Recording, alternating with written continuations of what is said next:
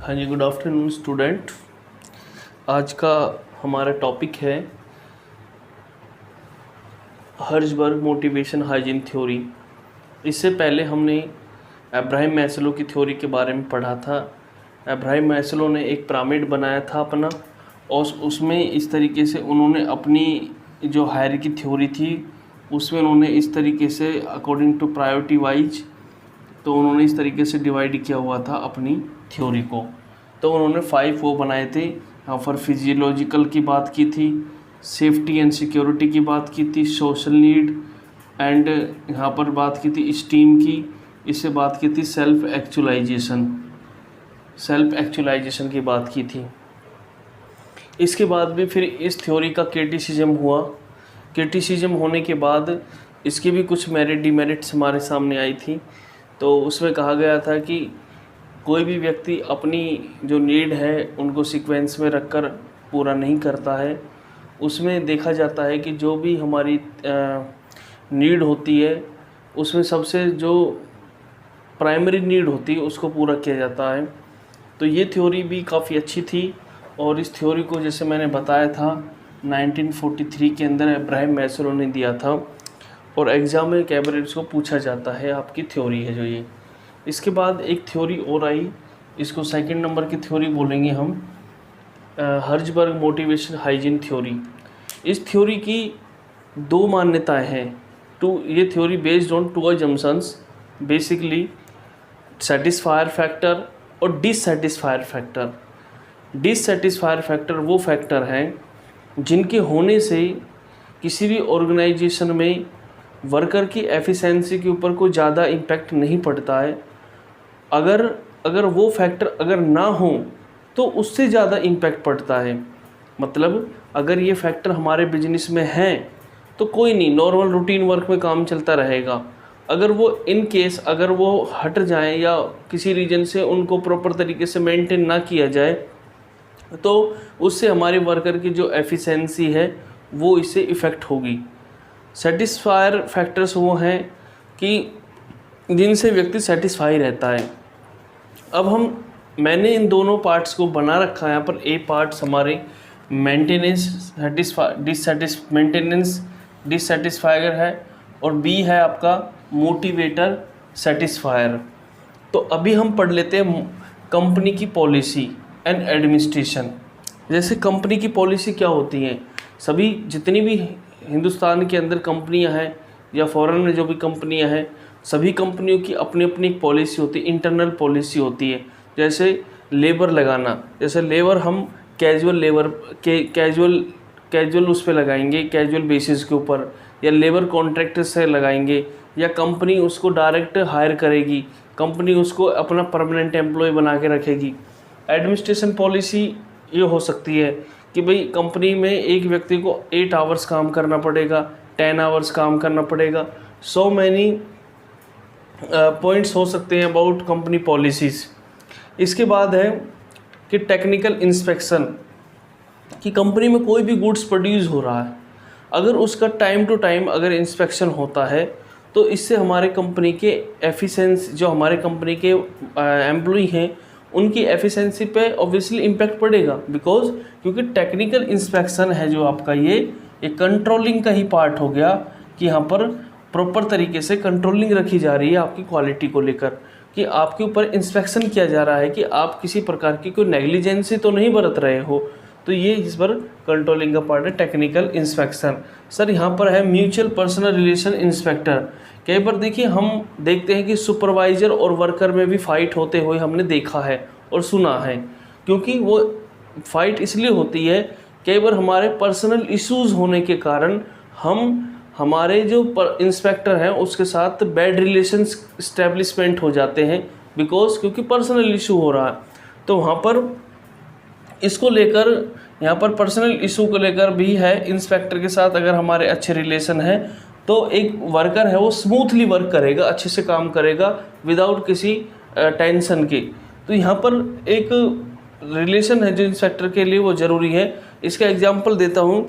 अभी जैसे लॉकडाउन लगा हुआ है, लॉकडाउन में क्या हुआ कि एक बिजली वाले को कहीं पर फॉल्ट को ठीक करने के लिए जाना था, तो बीच में रास्ते में पुलिस खड़ी थी, पुलिस ने उसको पकड़ लिया और उसे बोला कि भाई आपने मास्क यूज नहीं कर रखा, तो आप ऐसे कैसे जा रहे हो, आपके ऊपर 500 रुपीज़ का फ़ाइन लगेगा। तो उस व्यक्ति ने कहा कि जो बिजली वाले ने, कि मुझे इमीडिएटली एक फ़ॉल्ट को ठीक करने के लिए जाना है और मैं आगे से इसका यूज कर लूँगा, बट अभी मुझे जाने दो। तो पुलिस वाले ने कहा कि वह ठीक है, कोई नहीं, ऐसा है कि आप 500 रुपये पे करके चले जाइए। उस व्यक्ति ने 500 रुपीज़ पे कर दिए और वहाँ से चला गया। तो फॉल्ट को ठीक करने के बाद वो अपने ऑफिस गया। ऑफिस में जाने के बाद उसने पुलिस थाने की जो फाइल थी बिजली के बिल से संबंधित वो निकाली, और निकालने के बाद ये पाया कि 7 लाख रुपीज़ है जो बिल अभी पेंडिंग है, उनके ऊपर बिल उन्होंने नहीं भरा। तो उसने वहाँ पर बिल से संबंधित अपने अधिकारियों को बताया कि अभी थाने के ऊपर इतना बिल है और उन्होंने अभी नहीं भरा है। तो फिर उसके बाद वो बिल को भेजा गया, बिल उसमें पुलिस स्टेशन में भेजा गया, और इवन उसकी 4 घंटे तक लाइट भी काट दी थी उसने। तो बाद में इंक्वायरी बैठी तो उस पर पाया कि इस व्यक्ति ने जिसका फ़ाइन लगा है 500 रुपये का, उसने अपने प्रतिरोध यानी कि उसने अपने निजी कारणों से इसके मतलब कि एक्शन लिया है, निजी कारणों से, और इसने मतलब कि बदला लेने के लिए बिजली थाने की लाइट काटी है, और बदला लेने के लिए मतलब कि इसका रिकॉर्ड निकाला गया है।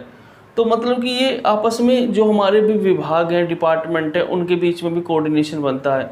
तो इस तरीके से कहना है यहाँ पर कि जब कोई व्यक्ति अब बिजनेस में काम करता है, वर्किंग प्लेस पे काम कर रहा है, तो वो अपना प्रोडक्शन, अपना माल जमा कराता है अपने इंस्पेक्टर को। हो सकता है कि उसको इंस्पेक्टर को किसी प्रकार से वर्कर के साथ जेलेसी हो, कोई इंटरनल जेलेसी, तो जेलेसी को भी हमें इग्नोर करने के लिए यहाँ पर अपने म्यूचुअल गुड रिलेशंस इस्टेब्लिशमेंट करने होते हैं विद इंस्पेक्टर, जिससे कोई प्रॉब्लम नहीं आए।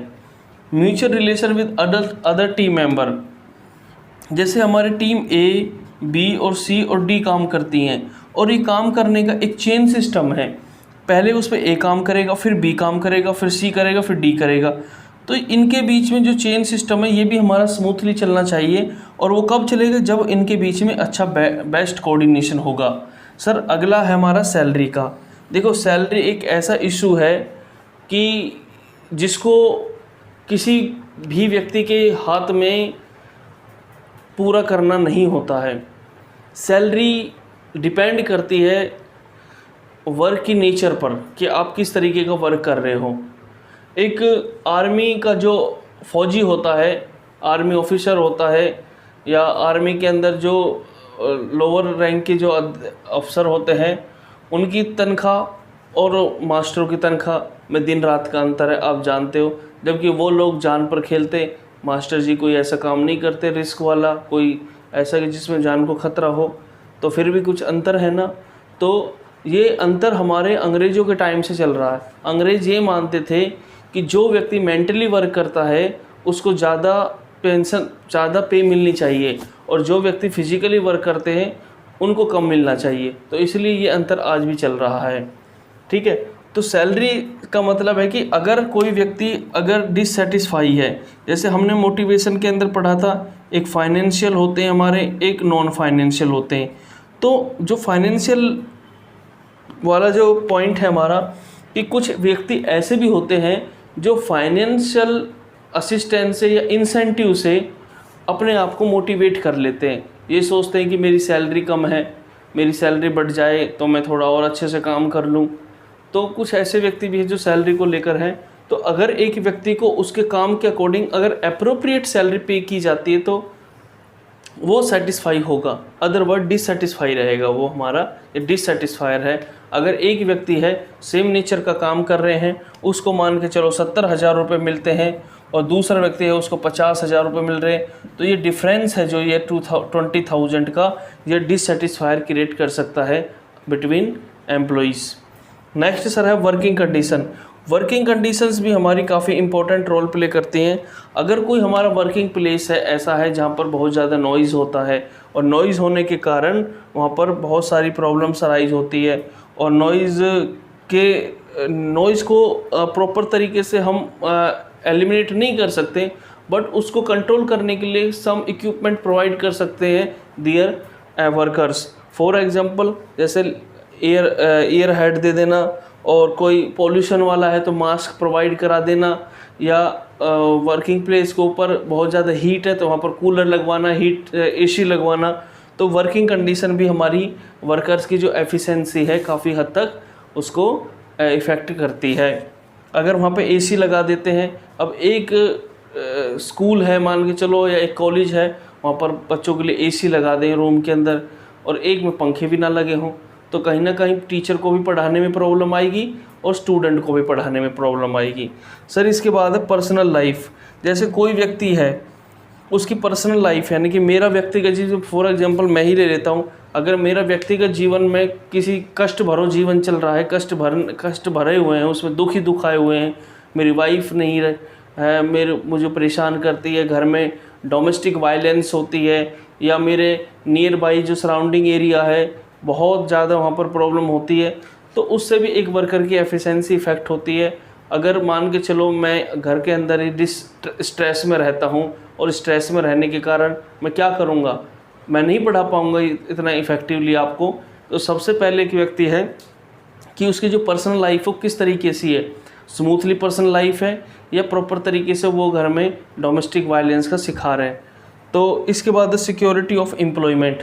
अगर एक व्यक्ति कहता है, एक व्यक्ति ऐसा है, यहाँ पर दो व्यक्ति मिस्टर ए और मिस्टर बी, ये देखिए क्या है, ये तो मतलब कि इसकी जॉब है वो सिक्योर है, जॉब सिक्योर है, और इसकी अनसिक्योर है। मान के चलो ये कहते हैं ना कि प्राइवेट एम्प्लॉई है, ये इसकी जॉब पक्की लगी हुई है और इसकी कच्ची जॉब है, ये मान लेते हैं हम। तो जिसमें इस व्यक्ति को कोई टेंशन नहीं है, अपने फ्यूचर की टेंशन नहीं है, उसको ये नहीं है कि उसे नई जॉब भी ढूंढनी पड़ेगी अभी अपने फ्यूचर को सेटल करने के लिए, ऐसा नहीं है। और कंपनी की तरफ से ये है कि आप जब तक कर रहे हो काम करते रहिए, बट आप परमानेंट नहीं हो यहाँ पर। तो ऐसा व्यक्ति है जो वो भी काफ़ी हद तक अनसिक्योर फील करता है, और हमेशा उसको अपने कैरियर के बारे में चिंता रहती है कि भाई मेरा कैरियर कैसे सेट होगा, अभी मेरा कैरियर यहाँ सेट नहीं है। एक व्यक्ति उसको कोई टेंशन नहीं है, तो इससे भी मतलब कि हमारा जो सिक्योरिटी ऑफ एम्प्लॉयमेंट है ये भी काफ़ी इम्पैक्ट डालता है हमारी एफिशिएंसी के ऊपर। स्टेटस है, एक ही व्यक्ति काफ़ी सीनियर है, बहुत अच्छी नॉलेज रखता है, पर वो अपने स्टेटस से सेटिस्फाई नहीं है। ये हमने पढ़ाया था ना मोटिवेशन के अंदर, स्टेटस भी बहुत ज़रूरी है। तो वो अपनी प्रमोशन के थ्रू अपने स्टेटस को इंक्रीज करा लेता है, तो वो सेटिस्फाई हो जाता है। तो स्टेटस इस तरीके। इन्वायरमेंट, जो बिजनेस का इन्वायरमेंट हो पीसफुल होना चाहिए, किसी प्रकार का कोई झगड़ा नहीं होना चाहिए, डिसिप्लिन होना चाहिए प्रॉपर तरीके से।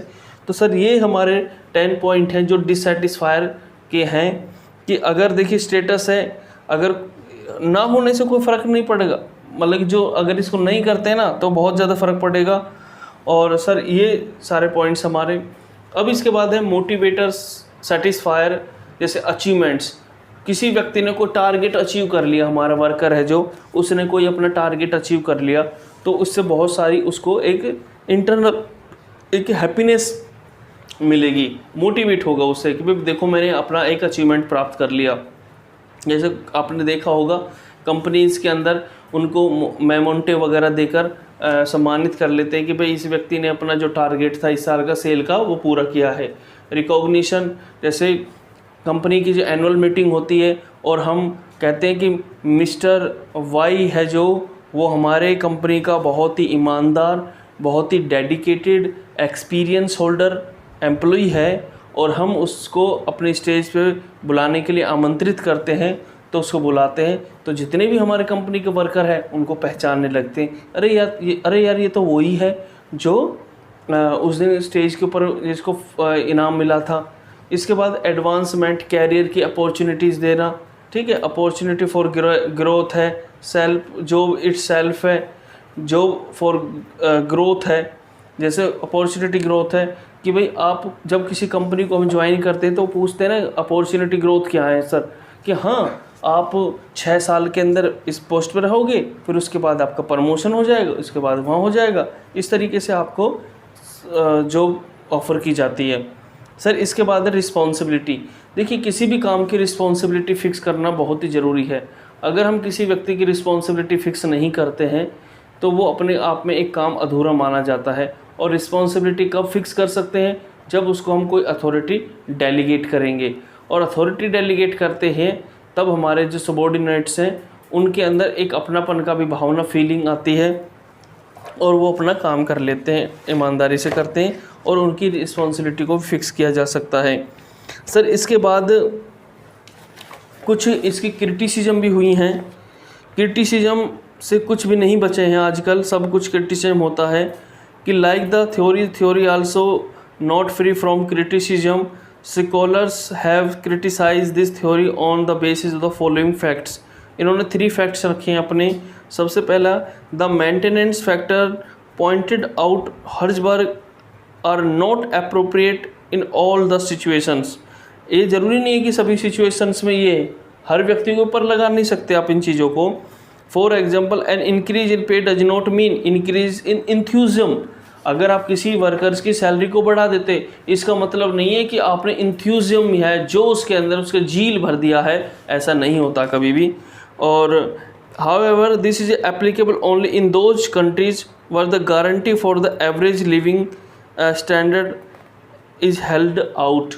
ये वहाँ पर ज़्यादातर लागू होता है, उन देशों में लागू होता है जहाँ पर मिनिमम लिविंग ऑफ स्टैंडर्ड की गारंटी दी जाती है कि भाई आपके लिविंग ऑफ स्टैंडर्ड है। जैसे मेरा मान के चलो कंपनी, हमारी कॉलेज है, वहाँ पर लिविंग स्टैंडर्ड की गारंटी दे रखी है कि भाई आपको लिविंग स्टैंडर्ड मेंटेन की गारंटी दी जाती है।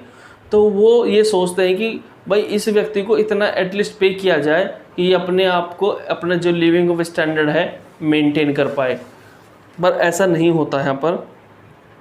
इसके बाद है आपका द कैटेगराइजेशन और डिससेटिस्फायर एंड डिससेटिस्फायर नॉट प्रैक्टिकल। देखो ये कोई चीज़ प्रैक्टिकल नहीं होती है, ये सिर्फ कंपनी की इंटरनल पॉलिसी जो होती हैं कि कंपनी को अपने आप को किस तरीके से ग्रोथ करनी है, कितने टाइम तक उनको एग्जिस्ट रहना है, तो ये कंपनी की इंटरनल वो होती है। This theory has made relationship between motivation and satisfaction very simple when it is not so. तो इस तरीके से ये हमारे पॉइंट थे इसके थ्योरी के। इसी प्रकार इन्होंने कंपैरिजन किया हुआ है हर्जबर्ग और अब्राहम मैस्लो में। अब्राहम मैस्लो में देखिए नीड ऑफ हायरार्की थ्योरी, इनको डिफरेंस किया हुआ है। सबसे पहले जो फिजियोलॉजिकल नीड है, सेफ्टी नीड है, सोशल नीड है, स्टीम एंड स्टेटस नीड है सर यहाँ पर।